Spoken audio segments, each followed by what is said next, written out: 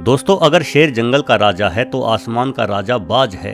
बाज, जिसे हम अंग्रेजी में ईगल कहते हैं, एक बेहतरीन शिकारी पक्षी है। इस पक्षी की दुनिया भर में विभिन्न नस्लें फैली हुई हैं। ये दुर्गम से दुर्गम इलाकों में रहने के अनुसार खुद को ढाल लेते हैं, फिर चाहे समुद्र हो, चाहे घने जंगल या ऊंचे पर्वत। हर पर्वत की ऊंचाई बाज के सामने बौनी ही रहती है। जिस उम्र में अन्य पक्षी चहचहाना सीखते हैं, उस उम्र से ही बाज के कठोर जीवन जीने की ट्रेनिंग शुरू हो चुकी होती है।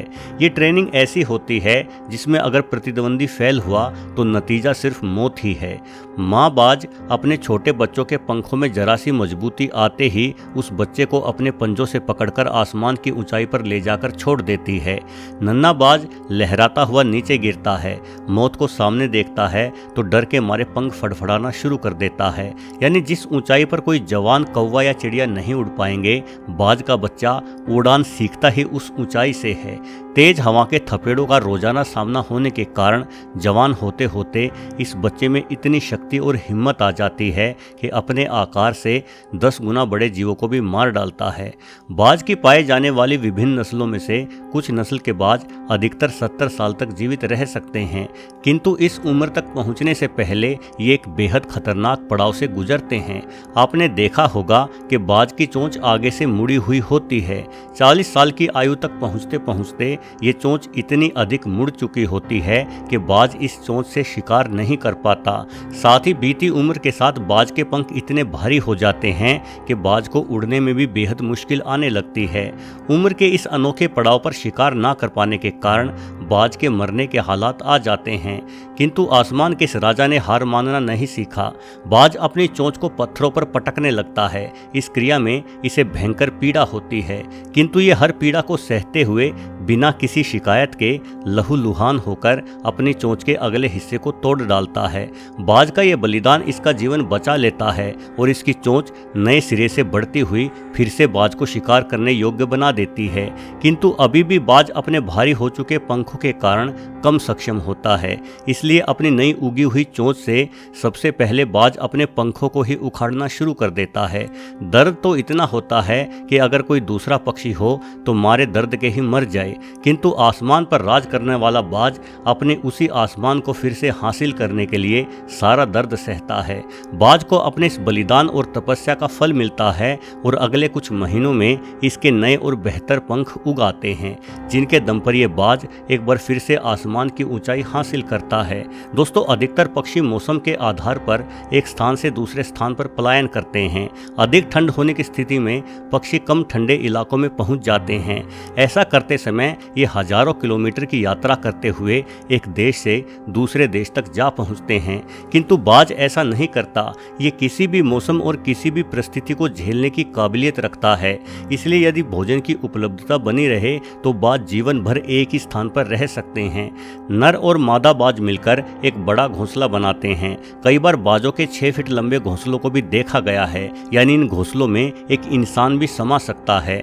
मादा 2 से 3 अंडे देती है। लगभग 30 से 35 दिनों तक अंडों को सेने के बाद इन अंडों में से चूजे निकल आते हैं। इस दौरान नर बाज भी लगातार मादा के साथ रहता है और मादा और बच्चों की सुरक्षा एवं खाने का पूरा इंतजाम करता है। लगातार खाना जुटाने की मेहनत करने के इस मुश्किल सफर में नर बाज का वजन मादा की तुलना में कोई 30% कम हो जाता है। वैसे बाज की अधिकतर प्रजातियों में मादा बाज नर की तुलना में 20% अधिक बड़ी तो होती ही है। मांस के रूप में एक बेहतर प्रोटीन युक्त भोजन मिलने के कारण बाज के नन्हे बच्चे बेहद तेजी से वृद्धि करते हैं। जन्म के कोई 1.5 महीने बाद ये बच्चे ताकतवर और उड़ान भरने के काबिल होने लगते हैं। बाज की अनूठी खूबियों में से एक खूबी है इसकी तेज नज़र। वैसे तो अधिकतर पक्षियों की नज़रें बेहद तेज होती हैं, किंतु बाज का इस मामले में कोई सानी नहीं है। ये आसमान की ऊंचाइयों से भी घास में रेंगते एक चूहे तक को देख सकता है। साथ ही बाज एक ही बार में 2 अलग अलग वस्तुओं पर अपनी आंखों को फोकस कर सकता है। आपने महसूस किया होगा कि किसी कैमरे की ही भांति जब आप नज़दीक की वस्तु पर फोकस करते हैं तो दूर की वस्तुएं आपको धुंधली दिखाई पड़ती हैं। वहीं जब आप दूर की वस्तु पर फोकस करोगे तो नज़दीक की वस्तु धुंधली हो जाएगी।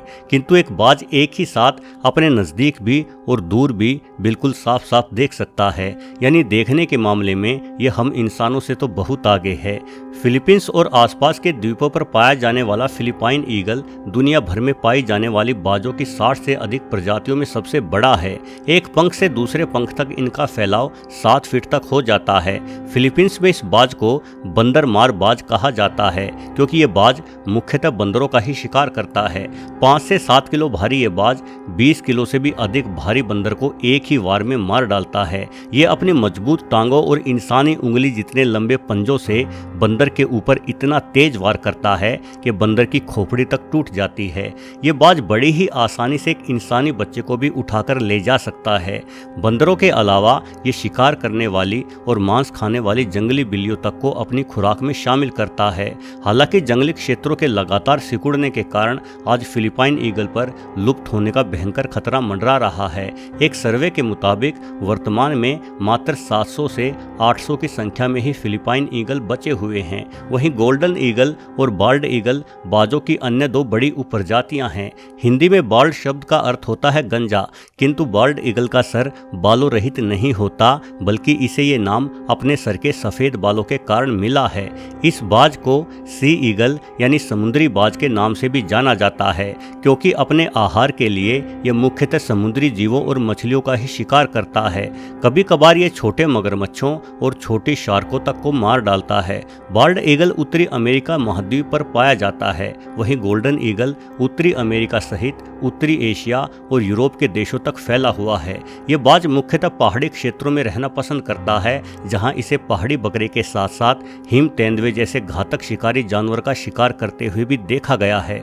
दोस्तों, वैज्ञानिक तौर पर बाज अक्सेपिटर्डी फैमिली से संबंधित है। अगर विकास के क्रम से देखा जाए तो फाल्कन कहे जाने वाले पक्षी बाजों के बेहद नजदीकी रिश्तेदार हैं। फाल्कन आकार और वजन में बाजों के मुकाबले छोटे होते हैं, किंतु इनकी खूबियां किसी बाज के ही समान होती है। फाल्कन पक्षी अपनी खुराक में अन्य पक्षियों को ही शामिल करते हैं। ऑस्ट्रेलिया में पाया जाने वाला ग्रे फाल्कन इस प्रजाति का सबसे बड़ा पक्षी है, जो करीब 1.5 किलो भारी हो जाता है। ये बाज तोतों, कबूतरों और बतखों जैसे पक्षियों का शिकार करता है। वहीं पेराग्रीन फाल्कन नामक ये बाज धरती का सबसे तेज जीव है, जिसे उड़ते हुए देखना अपने आप में एक अद्भुत नज़ारा होता है। ये आसमान को चीरता हुआ 400 किलोमीटर प्रति घंटे की रफ्तार हासिल कर लेता है। ये रफ्तार किसी चीते की रफ्तार की तुलना में करीब 4 गुना अधिक है। ये मुख्यतः उड़ते हुए कबूतरों का शिकार करता है। एक कबूतर भी लगभग 150 किलोमीटर प्रति घंटे की गति से उड़ान भर सकता है। साथ ही कलाबाजियां दिखाने में माहिर कबूतर पर स्टिक निशाना लगाना भी बेहद मुश्किल होता है, किंतु पेराग्रीन फाल्कन किसी गोली की ही भांति एक दिशा से दूसरी दिशा में बढ़ते हैं। ये उड़ते हुए कबूतरों को हवा में ही मार गिराते हैं। दोस्तों, बाज जैसे कुशल शिकारियों को इंसानों द्वारा पाला भी जाता रहा है। आज भी कई आदिवासी जनजातियां शिकार आदि करने के लिए बाज को पालना पसंद करती हैं। हालांकि वर्तमान में अधिकतर देशों की सरकारों ने बाजों का पाला जाना प्रतिबंधित कर रखा है, किंतु अरब देशों के अमीर लोग शौकिया शिकार के लिए अभी भी बड़ी संख्या में बाजों को पालते हैं, क्योंकि एक बाज तेज निगाहें और कुशल प्रवृत्ति की बदौलत अपना निशाना कभी नहीं चूकता। वीडियो देखने के लिए आपका बहुत बहुत धन्यवाद।